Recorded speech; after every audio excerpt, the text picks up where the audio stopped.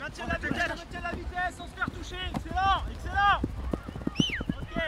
C'est dans le cadre d'un stage de rentrée de toutes les académies Pôle Espoir. Donc il y a eu plusieurs sites sur toute la France. Donc là on est sur le dernier site entre guillemets avec toutes les académies Pôle Espoir du Nord. Donc qui représentent l'académie Pôle Espoir de l'Île-aux-Bourdins, l'académie Pôle Espoir de la Canale, la nouvelle académie Pôle Espoir d'Aulnay qui va voir le jour là donc à la rentrée. Et puis on a également invité le Crève de Brétigny et le pôle de Dijon. C'est le début du suivi un petit peu plus poussé de toutes les joueuses et les joueurs, hein, puisque c'est mixte dans certains pôles.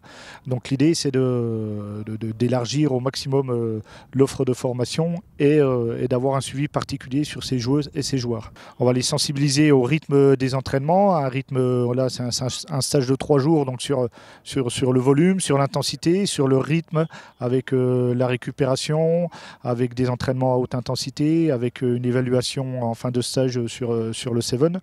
Donc c'est vrai que ça leur met déjà un aperçu du rythme sur lequel ils vont évoluer toute la saison. Alors en plus de ça, en cours de saison, il va y avoir l'aspect scolaire qui va entrer en jeu, donc ça fait vraiment un volume important à digérer. Et là, c'est vraiment la phase de sensibilisation qui est primordiale.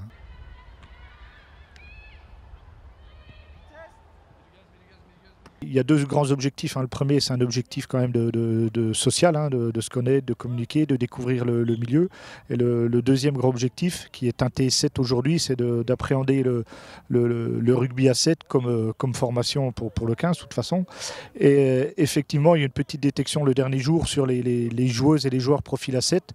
Donc c'est une première étape. Après, ça reste quand même un principe de formation du joueur et de la joueuse, et on s'attachera à superviser tout du moins en premier lieu les meilleures joueuses et les meilleurs joueurs à 7 sur une première étape, bien sûr, en attendant la compétition qui va avoir lieu au mois de septembre, et puis au mois de juin sur une compétition spécifique Seven.